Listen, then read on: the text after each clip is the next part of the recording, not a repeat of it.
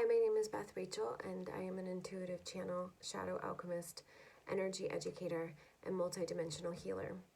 And I want to talk a little bit about empathy and some of the aspects of empathy and some support that could be given, as well as some clarity.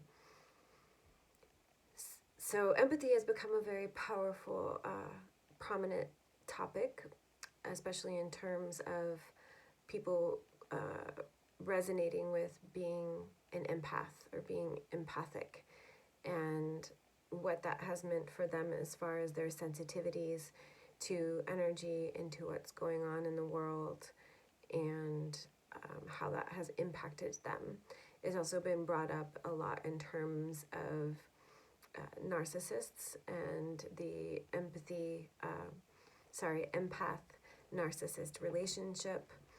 And what I want to talk about is I want to talk a little bit about a distinction between the psychic ability of empathy, which is the ability to feel another's energy in your own space or body,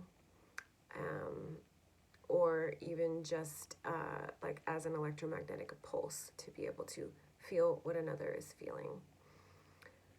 And then I also want to distinguish between that ability and someone who is very, very sensitive to environments and is holding on to identifying as an empath. That's not to mean that they don't have an overly empathetic psychic sense, but that it has been distorted to put them in a place of victimhood is what I'm witnessing.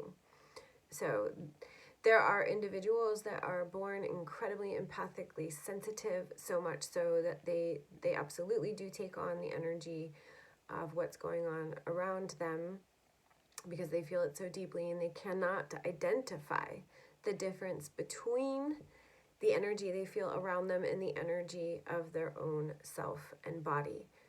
So let me just say that again. There are individuals who are born so sensitive, they cannot tell the difference between the energy in their environment and the energy happening within their own system. So the first thing that's necessary for that type of individual is to start to gain some tools to be able to tell the difference between their environment and themselves, and not just their environment, but specific individuals. That's mom's energy, that's my energy. That's mom's feeling, that's my feeling. That's dad's feeling, that's my feeling. These same people can tend to take on the energy of an entire room as soon as they walk into it. So they tend to have social anxiety and other anxious dispositions. I hesitate to say disorders.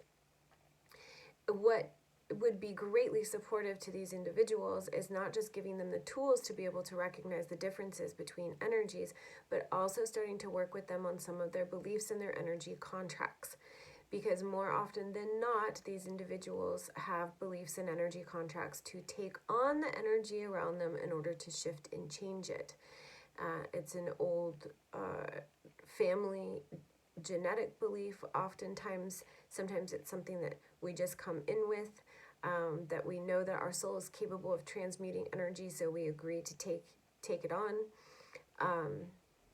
So beginning to really dive in and look at how that energy is constructed in the form of subconscious beliefs, conscious beliefs, subconscious contracts, or any other energy entanglements or responsibilities that they have taken on.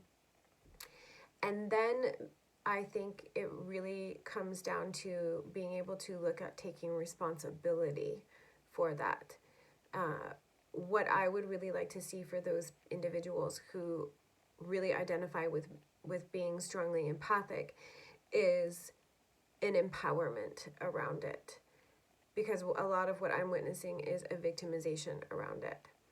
and no one ever has to be a victim due to their sensitivities. So I know that I myself am here to support individuals in gaining awareness, gaining energy awareness, so they don't have to feel that, so they can be empowered and not feel like something is burdensome or being put upon them, and how to draw energetic boundaries.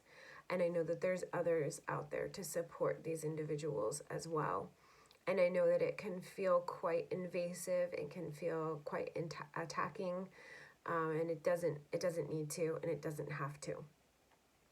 Another thing I want to address with a lot of these individuals is that there is often something going on underneath, some traumas or abuses that have not been explored, that are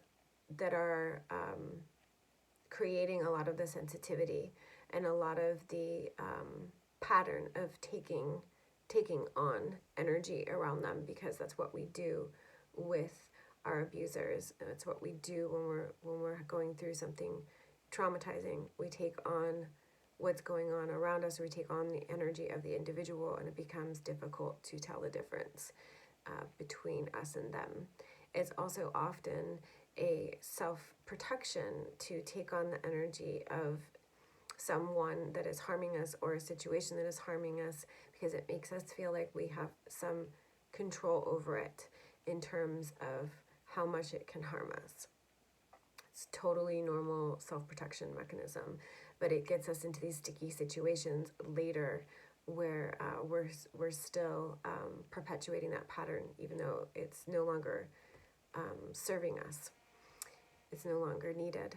So I hope that this gives you some new insights into empathy, and I hope that you, if you are feeling overly empathic, can find some tools and support to feel more empowered, less like you're being put upon, and more like you get to choose. Because ultimately, you are always the one who gets to choose your experience, and nothing can ever change that or take that away. That is an innate right as a being that is a spark of creation.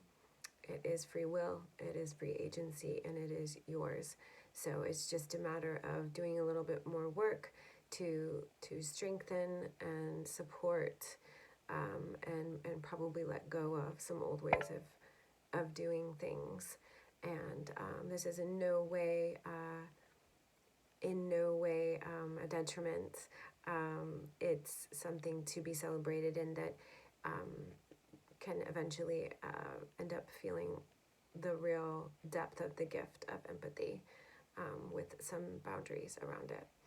So if you like what I've had to share here today, you can find out more at bethrachel.com or find me on Facebook. Have a beautiful day. Thanks for listening.